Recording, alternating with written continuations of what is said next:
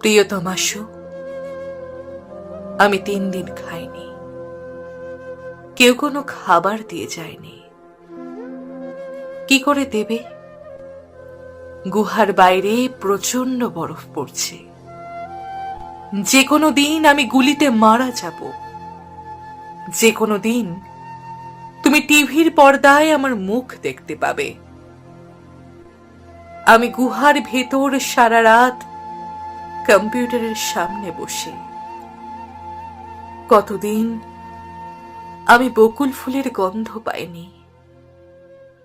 কতদিন আমি গরম রুটি খাইনি।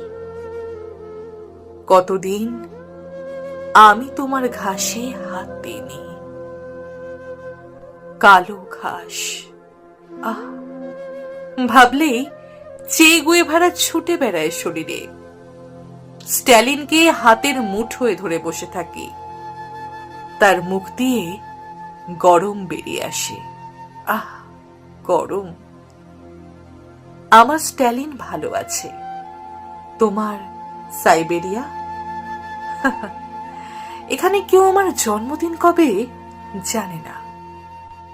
আমি পড়াশোনায় ভালো ছিলাম।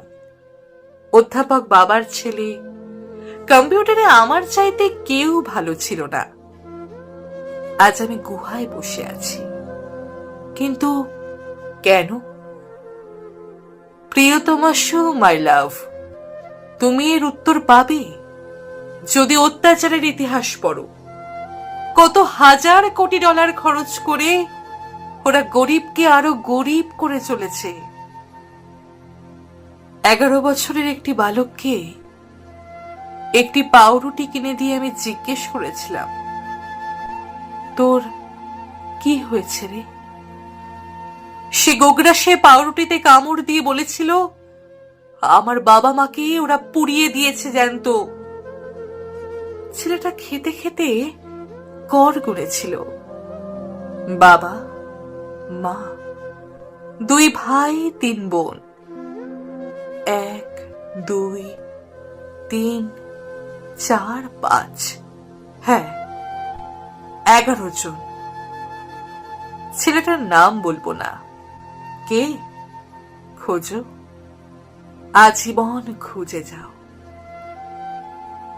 প্রিয়তমা, আমাকে আর বেশি দিন ওরা বাঁচিয়ে রাখবে না।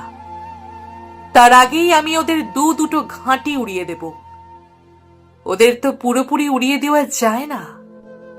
ওরা আবার জন্মায়, আবার গণতন্ত্র বানায়, আবার পার্লামেন্টে যায়, আবার প্রেস মিট করে।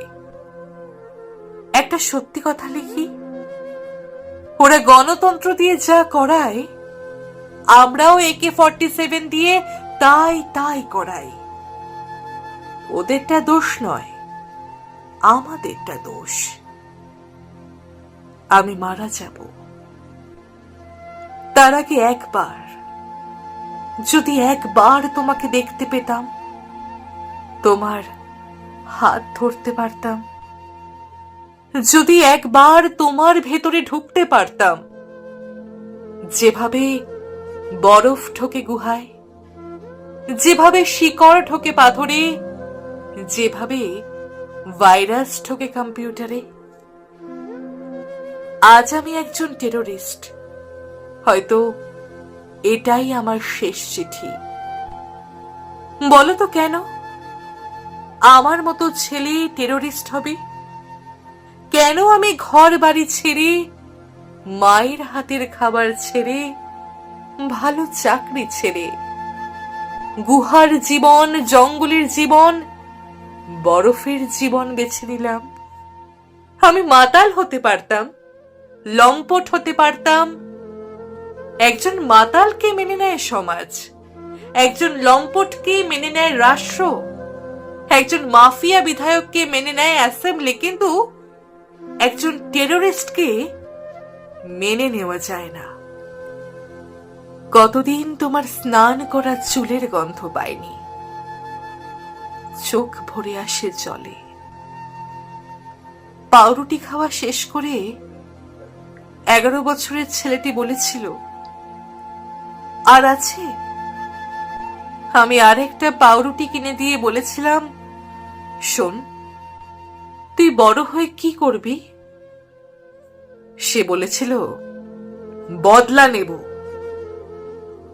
ছেলেটার মুখ ভেসে উঠেছে।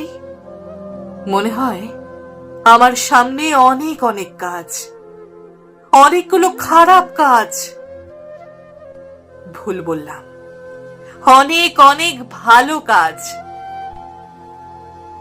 আমাকে ক্ষমা করো। মাকে একবার দেখে এসো। বোকা মেয়েটা আমার মা হয়ে কোনো অন্যায় করেনি। ইতি কোনো নাম নেই। আমি মরে গেলে আমাকে তুমি আকাশ বলে ডেকো।